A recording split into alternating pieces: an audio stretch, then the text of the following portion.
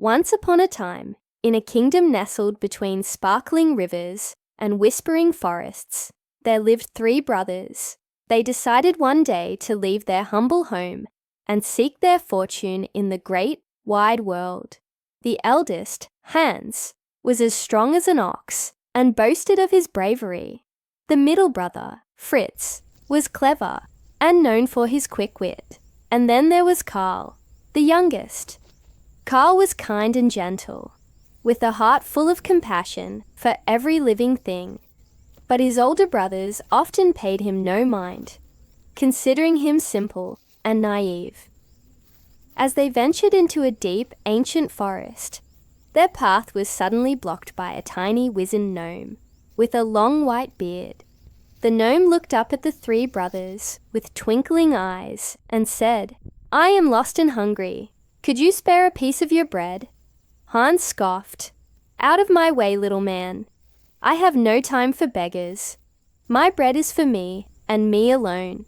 He pushed past the gnome without a second glance. Fritz, ever the pragmatist, sized up the gnome and chuckled. "What could you possibly offer me in return? A shiny pebble? No, thank you. I need my wits and my food for my own journey." He too stepped around the gnome and hurried after his older brother. But Karl stopped. He looked at the gnome's weary face, and his heart went out to him. Without hesitation, Karl broke his small loaf of bread in half and offered it to the gnome. "Here, sir," he said with a warm smile. "It's not much, but please, take it. You need it more than I do." The gnome's eyes widened in surprise, and then filled with a magical light. "You have a good heart, young Karl," he said, his voice now deep and resonant. "Kindness is a treasure far greater than gold. For your selflessness, I shall grant you 3 wishes.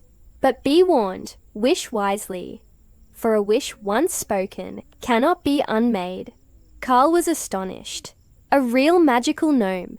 His first thought was of his journeys.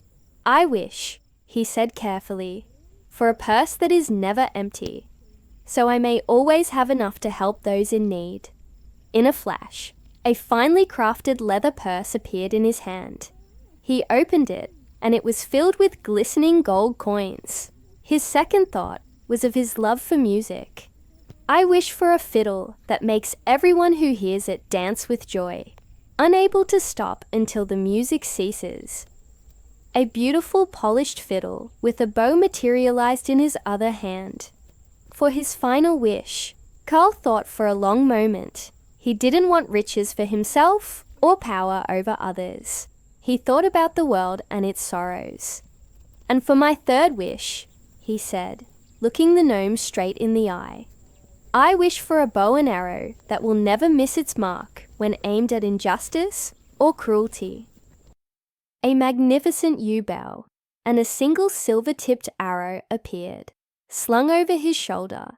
The gnome nodded in approval, and with a final knowing smile, he vanished into the forest air. Meanwhile, Hans and Fritz had journeyed on, bickering about which path led to the greatest riches. They soon found themselves in a bustling city, ruled by a greedy king who taxed his people into poverty.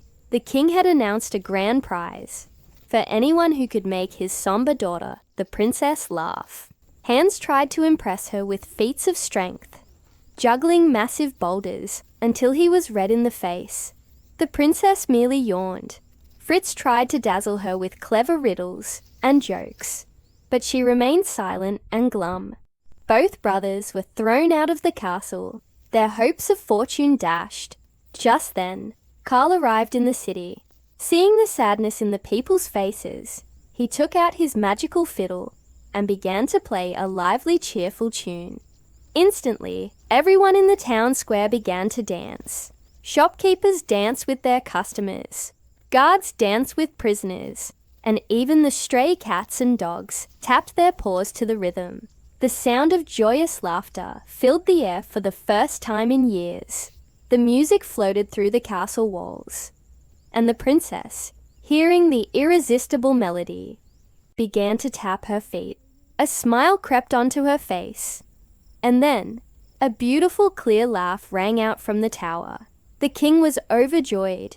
He summoned Carl to the castle. But when he saw Carl's simple clothes and humble demeanor, his greed took over. "Give me that fiddle," the king demanded. When Carl refused, the king ordered his guards to seize him. But as they rushed forward, Carl took aim with his magical bow and shot the silver arrow. It didn't harm anyone, but it struck the king's golden crown, knocking it clean off his head and sending it clattering into the hands of a poor beggar woman in the crowd. Seeing this, and having been charmed by Carl's music and his courage, the princess declared, "This man is no criminal. He is the one who brought joy back to our kingdom." The people cheered in agreement. The humbled king, seeing the love his people had for Carl, had a change of heart. He offered Carl the princess's hand in marriage and half the kingdom. Carl accepted, and with his never-empty purse, he abolished the heavy taxes and helped restore prosperity to the land. He became a beloved ruler, always remembered not for his riches, but for the kindness that started it all. And what of Hans and Fritz? They returned home, empty-handed, having learned that true fortune isn't found in gold or cleverness, but in the simple, powerful magic of a good heart. Thank you so much for watching this story with us.